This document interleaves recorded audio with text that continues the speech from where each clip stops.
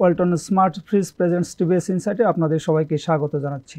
Walton is a global brand. World class innovation নিয়ে Walton এখন দেশের সীমানা পেরিয়ে পৌঁছে গিয়েছে 50টিরও বেশি দেশে। ওয়ালটন, ঘরে ঘরে বিশ্বজুড়ে। আপনাদের সঙ্গে আজকে আছি আমি আবুল কাশেম। আমরা আজকে কথা বলবো যে আপনারা জানেন যে হাসিনা সরকারের পতনের পর 10 মাস কেটে গেছে। আগামীকাল নতুন সরকার একটি নতুন বাজেট নিয়ে আসছে। এই সময় অর্থনীতির প্রধান সূচকগুলি এক্সপোর্ট এবং রেমিটেন্স বাদে বাকি সব সূচকই হচ্ছে আমরা নেগেটিভ ট্রেন্ডে দেখতে পাচ্ছি। আমাদের ইম্পোর্ট কমে গেছে, গ্রোথ কমে গেছে, ব্যবসায়ীদের কনফিডেন্স কমে গেছে। এই বিষয়ে টিভিএসে একটি স্পেশাল নিউজ আজকে লিড নিউজ প্রকাশিত হয়েছে। নিউজটি করেছেন টিভিএসের ডেপুটি এডিটর সাজ্জাদুর রহমান ভাই। আমরা তাকে স্টুডিওতে পেয়েছি, তার কাছ থেকে বিস্তারিত জানব। সাজ্জাদ ভাই, আপনাকে স্বাগত জানাচ্ছি। আপনি বলছেন যে আপনার নিউজে যে ইম্পোর্ট তো কমে গেছে, গ্রোথ কমে গেছে, বিজনেস কনফিডেন্স কমে গেছে। এটা আসলে আপনি যদি একটু আমাদের দর্শকদের হচ্ছে স্ট্যাটিস্টিক্স দিয়ে বলেন যে আসলে কোন পর্যায় থেকে কোন পর্যায়ে এসেছে। ওকে কাশেম, ধন্যবাদ আপনাকে। তো আপনি ঠিকই বলেছেন যে আমাদের আসলে ইকোনমিক ইন্ডিকেটরগুলো স্লো আছে, ডিক্লাইন আছে অনেক ক্ষেত্রে, এবং সেটা যে আসলে আমি বলবো যে এই নতুন সরকারের সময় হয়েছে তা না, এগুলো আরও আগে থেকে শুরু হয়েছে। স্পেশালি আপনি যদি দেখেন যে ধরেন যে কোভিড তো শুরু হলো, তারপরে ইকোনমি রিকভার শুরু করছিল, ভালো ইনভেস্ট হচ্ছিল এবং আপনার এক্সপোর্টও বাড়ছিল। বাট তারপরে রাশিয়া ইউক্রেন যুদ্ধের পরে আবার একটা বড় গ্লোবাল সাপ্লাই চেইন ডিসরাপশন এবং প্রাইস হাইক, তখন বাংলাদেশের ইকোনমিতে রিয়েল আসলে যে প্রবলেমগুলো সেগুলো আসলে বের হয়ে আসতে শুরু করলো। আপনি জানেন যে রিজার্ভ $48 বিলিয়ন থেকে $20-25 বিলিয়ন নেমে আসলো 1-1.5 বছরের মধ্যে। সো আমি যদি আপনার কিছু স্ট্যাট দেই তথ্য, যে আপনি যদি দেখেন যে আমাদের ধরেন ইম্পোর্ট হচ্ছে যে ফিসক্যাল ইয়ার 21-22 ছিল $82 বিলিয়ন, সেটা ফিসক্যাল ইয়ার 22-23 হলো $71 বিলিয়ন। আপনি 23-24 সেটা $63 বিলিয়ন। এবং আমাদের যেটা রানিং ফিসক্যাল ইয়ার 9 মাসের, যেটা বাংলাদেশ ব্যাংকের ডেটাই আমি বলছি, তো সেটা $49 বিলিয়ন মতো। তো আপনি দেখেন যে 4 বছরের মধ্যে 82 বিলিয়ন থেকে ধরেন যে 3 বছরের মাথায় সেটা 63 বিলিয়ন, মানে $20 বিলিয়ন কমে গেছে। তো এখনও ট্রেন্ড হচ্ছে ওই রকমেরই স্লো আছে। এবারও হয়তো সেটা 9 মাসে 49, তো আমাদের যেটা এস্টিমেট 9 মাসের উপরে, যে এবারও হয়তো সেটা 63-4 বা ম্যাক্সিমাম $65 বিলিয়ন যেতে পারে। তো এই যে ধরেন যে ইম্পোর্টটা কমছে, আবার যদি আপনার একই সাথে আমি বলি যে ধরেন যে ব্যাংকের ইন্টারেস্ট রেট বেড়ে যাওয়া, ব্যাংকের ইন্টারেস্ট রেট যদি জাস্ট এখানে একটা বাংলাদেশ ব্যাংকের ডেটাই বলছি যে সেপ্টেম্বর 2023 আপনি গড় যে সুদের হার ছিল লোনের ক্ষেত্রে, তো সেটা ছিল 7.7%। সেটা কিন্তু আমরা মার্চ মাস 2025 দেখছি এটা 12.5%। দেখেন যে অলমোস্ট 5% পয়েন্ট কিন্তু বেড়ে যাচ্ছে। সো এটা কিন্তু এই যে ডুইং বিজনেস কস্ট, যারা বড় করে ব্যবসায়ীরা, যারা উদ্যোক্তা, ব্যাংকের লোন সবারই আছে। সো তার খরচ কিন্তু, যারা আসলে আপনি ধরেন যে 20 কোটি টাকা ব্যাংকের সুদ দিতে হতো, তার কিন্তু এটা আসলে 35 কোটি টাকা হয়ে গেছে শুধুমাত্র এই সুদের হার বেড়ে যাওয়াতে। সো তার কিন্তু এই যে এমনিতেই হচ্ছে যে আপনার ইম্পোর্ট কম হচ্ছে, আপনি সে প্রয়োজন অনুযায়ী সব কিছু পাচ্ছে না টাইমলি, তারপরে আবার ধরেন যে তার ব্যাংকের বড়োইং কস্ট বেড়ে যাচ্ছে। আবার একই সাথে ধরেন যে ইম্পোর্ট কম হচ্ছে, কিন্তু আপনি ধরেন যে আমাদের ইম্পোর্টে আপনি জানেন যে এলসিগুলো কনফার্ম করতে হয় একটা থার্ড ব্যাংক দিয়ে, স্পেশালি ফরেন ব্যাঙ্কগুলো এগুলো করে। ধরেন যে স্ট্যান্ডার্ড চার্টার্ড করে, এইচএসবিসি করে, বা মিডল ইস্টের মাস্ট্রেক ব্যাংক করে, মিডল ইস্টের আরও কিছু ব্যাংক আছে, জেপি মর্গান, এরাও করে। এরা হচ্ছে এই এলসিগুলো কনফার্ম করে। তো সেখানে কিন্তু আপনার এলসি ভ্যালুর 3.5 থেকে 4% যায় শুধু আমার এই এলসিটা কনফার্ম করার জন্য। মানে আপনি যদি $100 মিলিয়ন এলসি হয়, 3.5 থেকে $4 মিলিয়ন শুধুমাত্র যাচ্ছে আমার এলসির এই কনফার্মেশন চার্জ হিসাবে। সো এটা কিন্তু আলটিমেটলি ইম্পোর্টারের উপরে কস্ট না, সে যে জিনিসগুলো ইম্পোর্ট করছে তো সেটার সাথে কিন্তু মূল্যের সাথে এগুলো যোগ হয়ে যাচ্ছে। আলটিমেটলি কিন্তু কনজিউমার যারা, সাধারণ মানুষ যারা, তাদের উপরে কিন্তু এই চাপগুলো পড়ছে।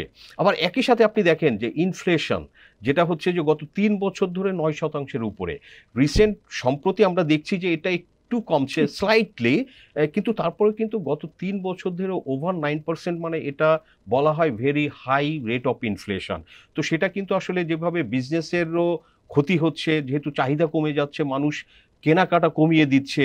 তো এগুলো মিলেই আসলে এই সিচুয়েশনগুলো আপনি প্রতিফলন আপনি দেখতে পাবেন যে এই যে ডেটাগুলো তথ্যগুলো বললাম এটার প্রতিফলন দেখেন প্রাইভেট সেক্টর ক্রেডিট গ্রোথ এই যে জুলাই টু মার্চ আমরা যদি দেখি 25-এর ফার্স্ট কোয়ার্টারে এটা 7%, যেটা আপনি বলতে পারেন যে মানে অ্যাটলিস্ট এক দশকের মধ্যে 10 বছরের মধ্যে সব থেকে কম প্রাইভেট সেক্টর ক্রেডিট গ্রোথ। এটা একটা মেজর ইন্ডিকেটর যে প্রাইভেট সেক্টরে আসলে ক্রেডিট যাচ্ছে, ইনভেস্টমেন্ট হচ্ছে বা এমপ্লয়মেন্ট হচ্ছে কিনা, এই বিষয়গুলো কিন্তু রিফ্লেক্ট করে। তো এই সমস্ত ডেটাই আমরা দেখছি যে আসলে এইভাবে আপনি ধরেন যে নেগেটিভ।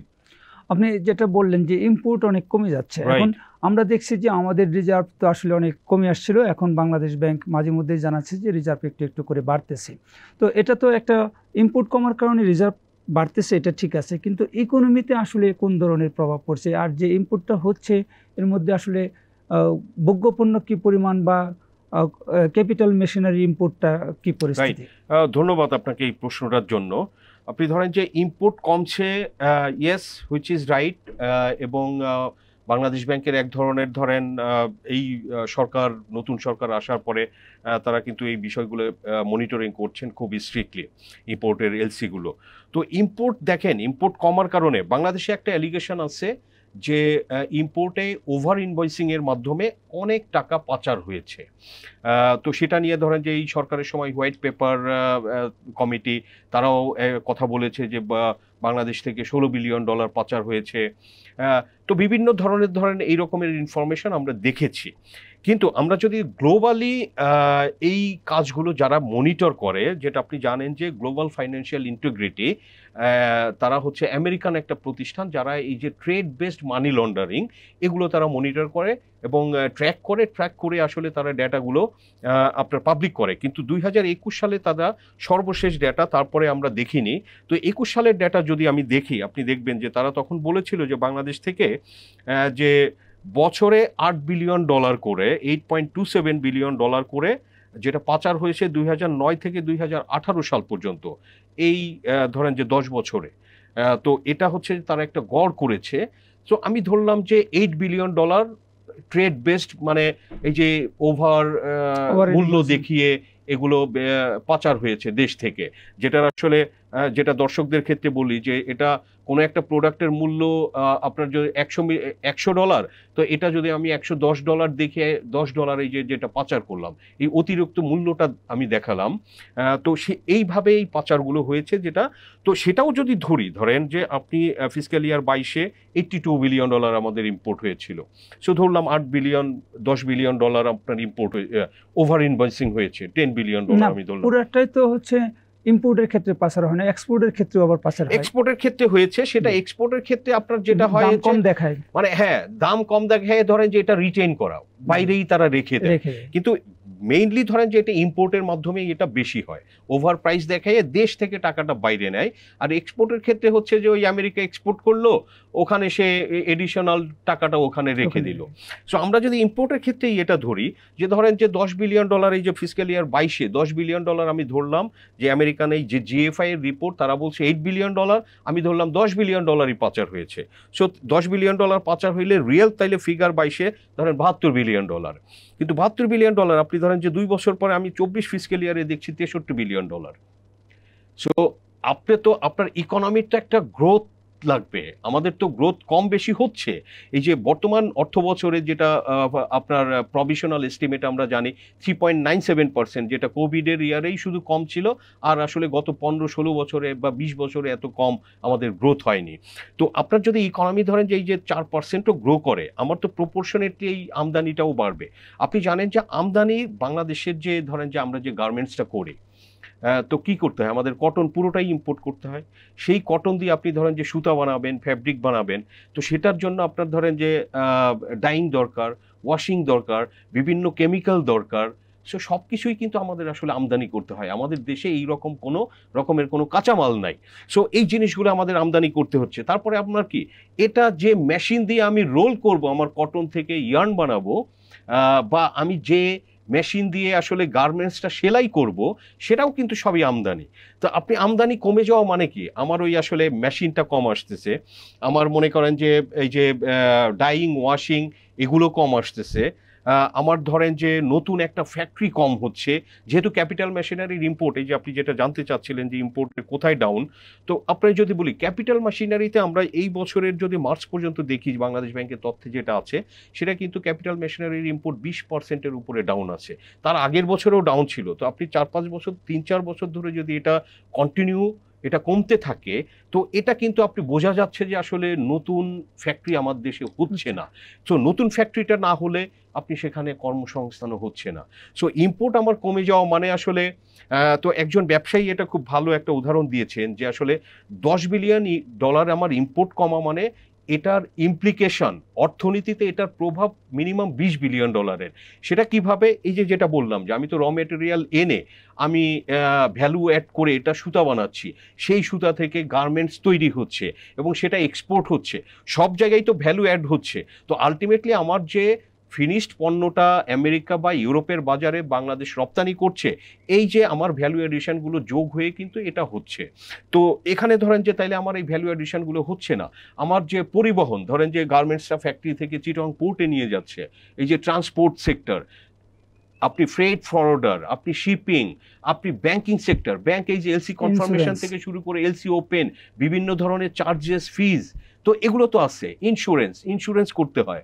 তো সব জায়গাতে কিন্তু আসলে এই যে চেইন ইম্প্যাক্টটা, তো একজন ব্যবসায়ী, বড় একজন ব্যবসায়ী বলছেন যে $10 বিলিয়ন আমার ইম্পোর্ট কমে যাওয়া মানে এটা ইকোনমিতে হিট করে $20 বিলিয়ন। সো এখানে আমার ইম্পোর্ট কমে যাওয়া যে আমার খুব একটা ভালো সেটা কিন্তু না। স্পেশালি অর্থনীতি, বাংলাদেশের মতো অর্থনীতি, আপনি জানেন যে যেটা আসলে আমাদের ফুড কমোডিটি ইম্পোর্ট করতে হয়, আমাদের ফুয়েল ইম্পোর্ট করতে হয়, আমাদের তেল মশলা চিনি সব ইম্পোর্ট করতে হয়, সমস্ত ইন্ডাস্ট্রিয়াল র ম্যাটেরিয়ালস ইম্পোর্ট করতে হয়। সো পুরোটাই একটা আমদানি নির্ভর যদি আপনার এরকম একটা ইকোনমি, তো সেখানে ইম্পোর্ট কমে যাওয়া মানে এটার প্রভাবটা ওইভাবে চারিদিকে সব দিকে পড়ে এবং সেটা আলটিমেটলি আসলে আমাদের নতুন কর্মসংস্থান তৈরিতে এবং আপনি যেটা বললাম আমি যে আমাদের জিডিপি গ্রোথেও সেটা একদম পরিষ্কারভাবেই আসলে প্রতিফলন আমরা দেখতে পাচ্ছি। এখন আগামীকাল একটা নতুন বাজেট আসছে, যদিও এই বাজেটের সব কিছুই ফাইনাল ইতিমধ্যে হয়ে গেছে, তবু সরকারের হাতে সময় আছে 1 মাস, তারা বাজেট আবার সংশোধন করতে পারবে। তো আপনার কি সাজেশন যে এই যে ইকোনমিতে যে স্লো ডাউন, এটা যদি সরকার আস্তে আস্তে ঘোরাতে চায় বা বাউন্স ব্যাক করাতে চায়, সেক্ষেত্রে বাজেটে আসলে কোন দিকে নজর দেওয়া উচিত? ইয়েস, আপনি দেখেন যে এটা বাজেটে সরকার তার ইনকাম এক্সপেন্ডিচার স্টেটমেন্টটা তারা আসলে পাবলিশ করে।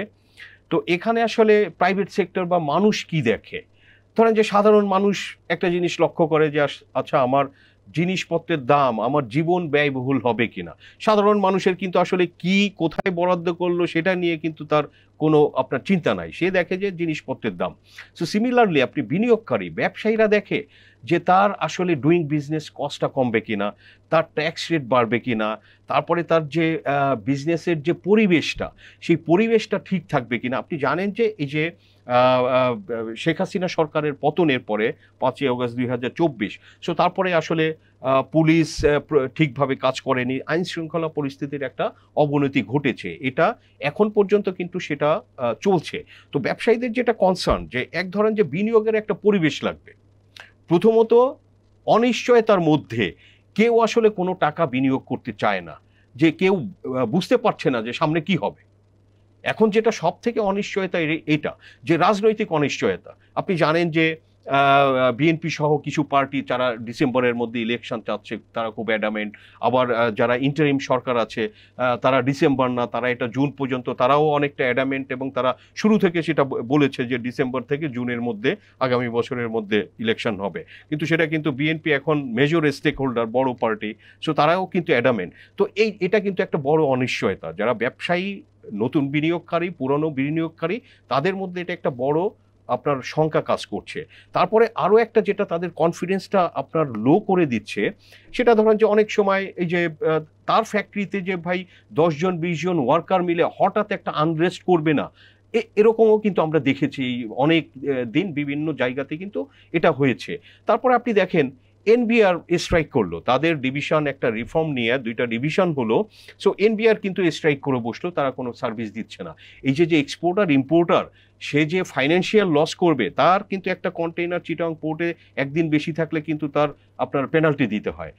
তার কিন্তু লিড টাইম বেড়ে যায়, ওইখানে বায়ার যদি সেটা রিজেক্ট করে তার কিন্তু হিউজ একটা ফাইন্যান্সিয়াল লস হয়। সো এনবিআর এটা করলো, পরে আপনি দেখলেন যে সচিবালয়ে কিন্তু ধরেন যে এক ধরনের আন্দোলন কিন্তু চলছে, এখনো সেটা সুরাহা হয়নি।